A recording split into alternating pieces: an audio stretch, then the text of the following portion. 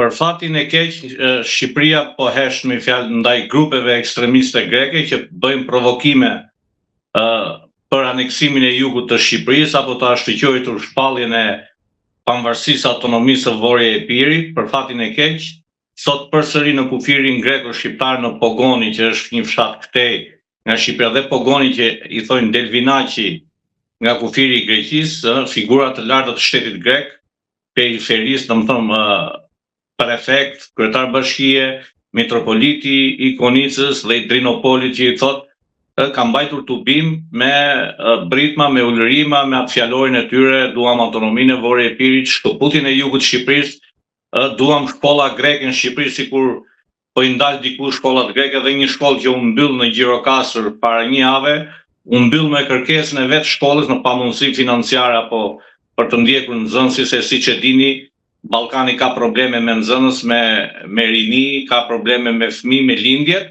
Me ati që ka ndodhur dhe po ndodh me shkollat, ju e keni denoncuar dhe përpara se ndodhte kjo dhe shumë herë të tjera.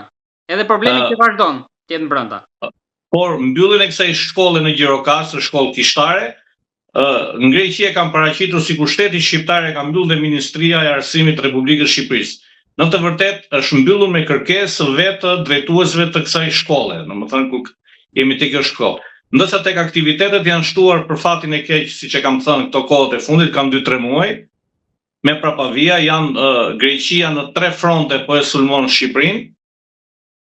Në një front është që kanë nxjerrë disa grek, disa ashtu duke promovuar një pjesë të vërtetë, domethënë që shqiptarët dhe grekët janë vëllezër, janë kushërinj, duhet ata të jenë bashkë, duhet që Greqia ta njohë pavarësinë e Kosovës.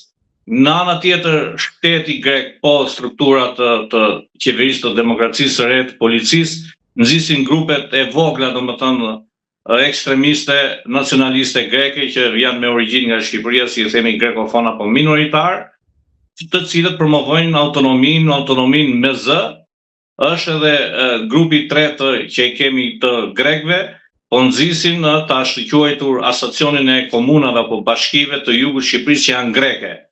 Kjo po vjen fill mbas vizitës së kryetarit të Megas, Nikos, si e ka i mjeku nga Saranda, që ishte në Shtetet Bashkuara të Amerikës, takim me lobin grek, me ekstremistët grek të Nikola Gage, ai gazetari, pensionist që është tashmë, dhe takimi i konsulit përgjithshëm të konsullatës greke në Gjirokastër me kryetarin e Bashkisë Sarandës. Do dalë tallati se pse për shembull do merrte pjesë kryetari i Bashkisë Sarandës aty. Mirdropullit, okay. Po pikërisht kjo është ajo prapavia që ata duan t'i paraqesin zinxhirin e bashkive që janë grek, siç kemi Himarën, pra ne kemi zotin Tavo që është me origjinë greke, po përfaqëson Partinë Socialiste dhe ato e paraqesin komplet Himarën si grek. Kemi dhe të fundit që dyqani i Fredi Beleti, Çesnoziut, eurodeputetit, shiten produktet shqiptare, siç është vaj ullit, kompostot, gjitha që janë produkte të tokës shqiptare, produkte të vendit shqiptar, si produkte greke, dhe ajo që është më e keqe që gjithë etiketat janë për ushqimin, për domethënë çfarë përmban ajo shitje, janë greqisht dhe anglisht. Gjë që bie ndesh me këtu dhe zoti Tavo apo policia, inspektoratet e ushqimit heshin. Nëse një gjë e tillë do kishte ndodhur në Maqedoni, ju garantoj se supermarkete apo dyqanet do ishin mbyllur dhe ajo që i tregtojnë këto produkte do ishin në paraburgim 30 ditë, se ka ndodhur këtu. Domethënë, patjetër në Maqedoni duhet gjua primare maqedonisht e çdo produkti që edhe eksportohet, importohet dhe bëhet.